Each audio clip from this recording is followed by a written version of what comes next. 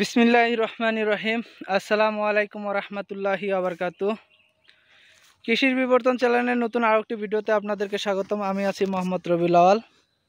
আপনাদের মাঝে আমি ছোট্ট একটি ভিডিও উপস্থাপন করব। এই ভিডিওটি মাধ্যমে আপনাদেরকে দেখাবো যে আমার চারার কোয়ালিটি এবং এই চারাগুলো কোথায় যাচ্ছে তার বিস্তারিত একটা তথ্য দেওয়ার চেষ্টা করবো ইনশাল্লাহ।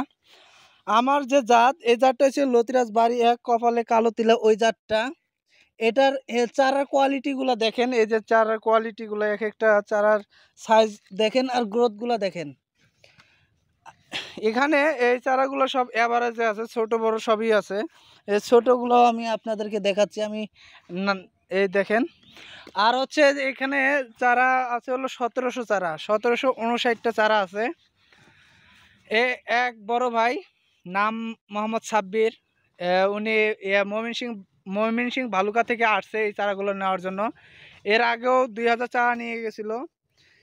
কুরিয়ার সার্ভিসের সমস্যার কারণে তার 700 চারা নষ্ট হয়ে গেছিলো। ওই 700 চারা প্লাস আরও 1000 চারা নিয়ে যাচ্ছে। তা আমি আপনাদেরকে বরাবর বলি, ভাই আপনারা যদি কুরিয়ার সার্ভিসের মাধ্যমে নেন, যে কুরিয়ার সার্ভিসটা আপনার ভালো সার্ভিস দেয়, তাড়াতাড়ি দেয়, ওটার মাধ্যমে নেবেন। আবার এই যে সুন্দরবন আছে, আমি সরাসরি নামটাই বলে দিলাম, সুন্দরবনের মাধ্যমে নেবেন। অনেক মাল যায়, তো তার জন্য অনেক সমস্যা হয়। আর যেমন এসে পরিবহনে আপনার টাকা বেশি লাগুক, আপনি যেগুলো সার্ভিস ভালো দেয় এগুলোর মাধ্যমে নেবেন, তাহলে আপনার চারাগুলো ভালো থাকবে।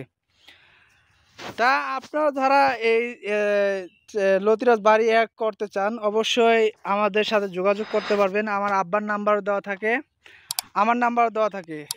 আর যে কোনো পরামর্শ যদি লাগে, যারা চাষবাস করতেছেন, যে আপনারা কিছু সমস্যা হয় গাছের, এই সমস্যাটা ধরতে পারতেছেন না, অবশ্যই আমাদের সাথে যোগাযোগ করবেন। ইমো হোয়াটসঅ্যাপ নাম্বার দেওয়া আছে, এই নাম্বারে পিকচার পাঠাতে দেবেন। যে কোনো সমস্যার সমাধান ইনশাআল্লাহ যদি জানি অবশ্যই আপনাদেরকে জানাবো। আর আমি আপনাদেরকে এতটুকুই তথ্য দেওয়ার চেষ্টা করলাম। আর একটা কথা হচ্ছে, ভাই আমরা যারা যুবক আছি, যারা বেকার, বাংলাদেশে বেকার সংখ্যা বেশি, আমিও বেকার। এই সাব্বির ভাই হাফেজ, হাফেজ হওয়ার পাশাপাশি তিনি এই কৃষি কাজ করতেছে। তার জন্য দোয়া করবেন, যিনি যেন সফলতার সাথে সামনে এগিয়ে যাইতে পারে। তার অনেক ইচ্ছা আছে, বড় ইচ্ছা আছে, তার আশা জানি আল্লাহ তাআলা পূরণ করে। সবাই দোয়া করবেন। আর আমাদেরও একটা ইচ্ছা আছে, আমাদেরও একটা টার্গেট আছে এই কৃষিকে, বা এই শুধু ওই কচু না, আরও আনুষঙ্গিক অনেক কৃষি আছে যারা আমরা করতে চাই। আমাদের জন্য দোয়া করবেন। আর যারা এই কৃষি কাজ করতে চান বা এই লতিরাজ বাড়ি 1 করতে চান, তারা কি লাভবান হবেন কি না হবেন, আমি আমার আব্বার মুখ থেকে কিছু তথ্য নেওয়ার চেষ্টা করবো ইনশাল্লাহ। তা আব্বা, আপনি কিছু তথ্য দেন যে যারা এই কৃষি কাজ করবে বা এই লতিরাজ বাড়ি 1 চাষ করবে, তারা কি কখনো ক্ষতির সম্মুখীন হবেন? না, আসসালামু আলাইকুম। কারণ হলো আমি 3 বছর যাবৎ এই লতিরাজ বাড়ি 1 চাষ করতেছি। এটার ভালো জাত বিধায় আমি এটা চাষ করতেছি। প্রথমে করছিলাম 8%, আস্তে আস্তে বর্তমান 100% মতো আমি চাষ করতেছি। আর লাভবান না হলে আমি কিন্তু এটা করতাম না। আর যারা পরিশ্রম করতে পারেন তারাই জানি কচু ক্ষেত করে। পরিশ্রম না করলে কচু ক্ষেত হবে না। জি জি জি। আর সফলতা পাবেন না। কচু ক্ষেত যত পরিশ্রম করবেন অত ফলন বেশি পাবেন। তা আমি ভাই, ওই যে আমার পাশেই কিন্তু আমার যে চা নিচ্ছে সে আছে, সে কিন্তু রানিং এই কচু চাষ করতেছে। ভাই আপনি সাইড থেকে কথা বলেন, সমস্যা নাই। আপনি কতটুক জমি এখন বর্তমান রানিং আছে, মনে করেন আমি ফলন তুলতেছেন?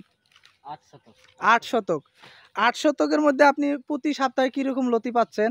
প্রতি সপ্তাহে পাচ্ছি 50 কেজি। 50 কেজি। আপনার মনে করেন সর্বনিম্ন মূল্য যেটা পাইকারি মূল্য, ওটা কত টাকা আসতেছে? পাইকারি প্রতি কেজি 34 টাকা 36 টাকা কেজি পাইকারি প্রতি কেজি। প্রতি কেজি। তাহলে আপনার সপ্তাহে কয় টাকা আসতেছে 50 কেজি? সপ্তাহে তো 2000 টাকা আসে। 2000 টাকা আসে, 2000 প্লাসও আসে, আবার 2000 কমও আসে।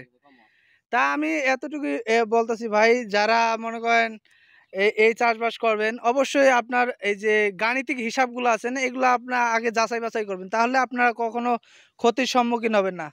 আপনাদেরকে সরাসরিভাবে এই হাফেজ সাহেবের মাধ্যমে আমি কথাটা জানালাম। সে করছে মজা পাইছে বিধায় সে এই চারাগুলো সংগ্রহ করতেছে। সে আগে আরেকজনের কাছে নিছিল, আমাদের এক বড় ভাইয়ের কাছ থেকে, এবার আমার কাছ থেকে নিচ্ছে। তা আমি ভিডিওটি বেশি দূর বাড়ালাম না, এতটুকুই। ভিডিওটি যদি ভালো লাগে এবং তথ্যবহুল হয় অবশ্যই আপনারা বেশি বেশি শেয়ার করবেন, লাইক করবেন, আর আপনার মূল্যবান মতামত জানার জন্য কমেন্ট করবেন।